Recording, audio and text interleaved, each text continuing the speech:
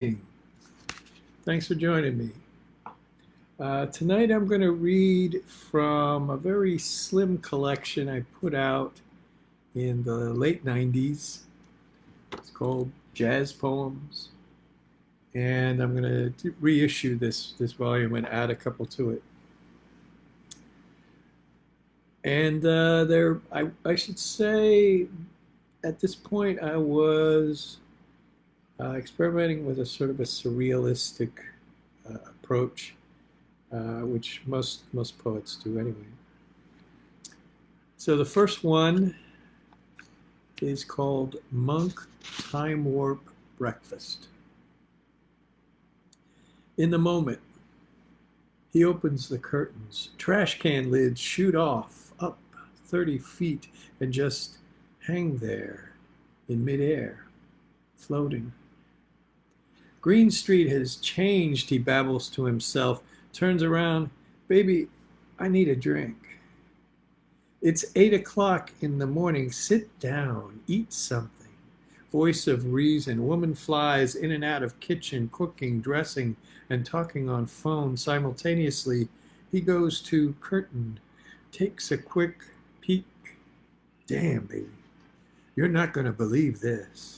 She, all business, still talking on phone and pirouetting between stove and kitchen table, waves him in. He sits, rubs his eyes, drinks his juice, looks down at the plate. It's a watch. There is a watch laying. It's a watch laying in the middle of the omelet. Looks up. Woman is gone. She was just here.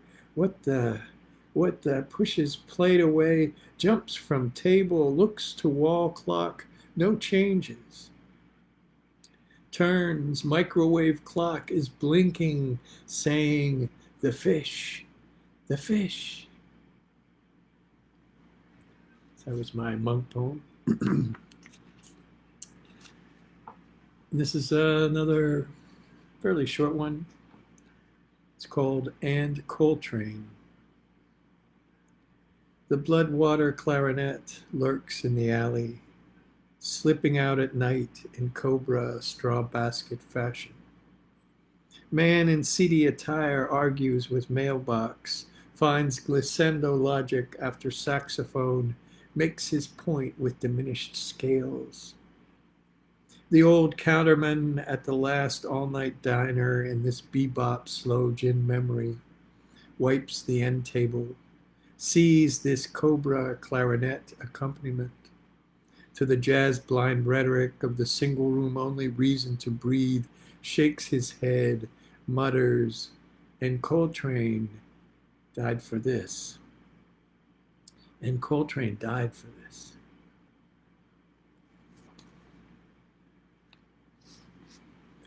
And a couple more.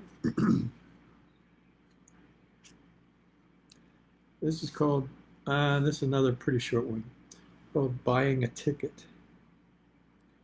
As I lose myself into trains, good grooves, intergalactic uptown blue Shango Cadillac, I'm thinking flamboyant, crushed velvet red of a lounge band suit under a bebop harvest moon. 7 shades of green find their way through an alto saxophone in a tight smoky club in wherever the blues feeds the soil and the neon signs speak in a husky purple groan. Come on in, baby. The music's hot, the whiskey's cold. And don't forget our new smooth ride specials.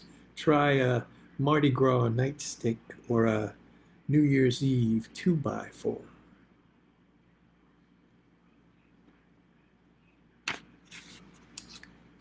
This one is Jazz Impressionistic.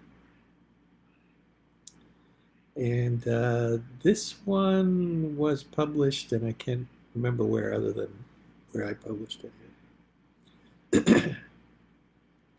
Jazz Impressionistic. Yellow streetlight corner, love and fear. Long blue sedan, no lights. smooth rest, midnight ghetto curb.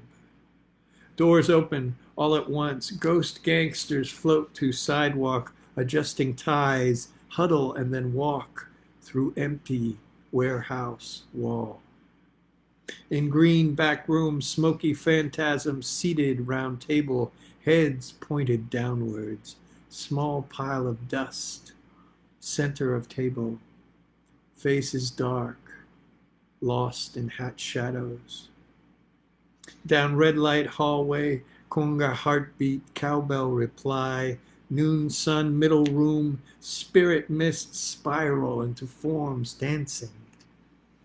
Jazz Santero high mass, candles burn oboe, and sandalwood celebrants singing St. James Infirmary in Yoruba, and priestess commands windows to open. Everyone ascends into the sea.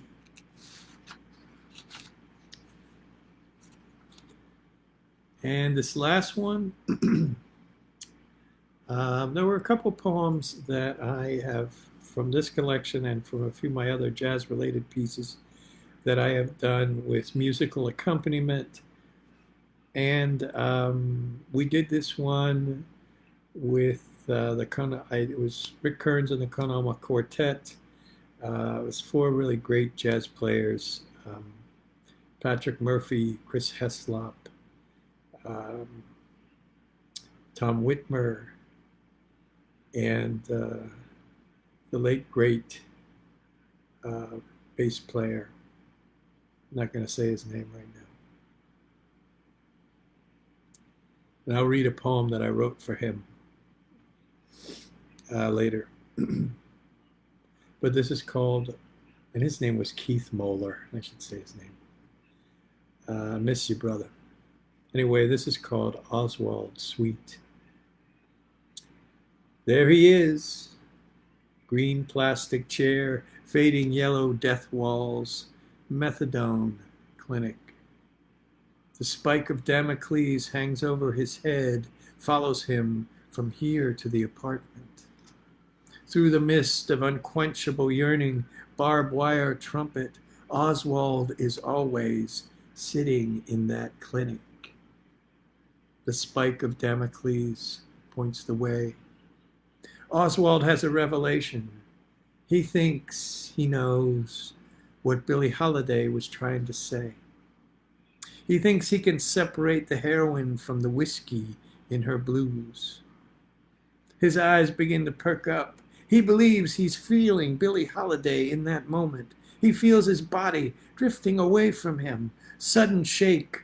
Strong, gentle hands of the nurse grabbing his shoulders, calling him awake.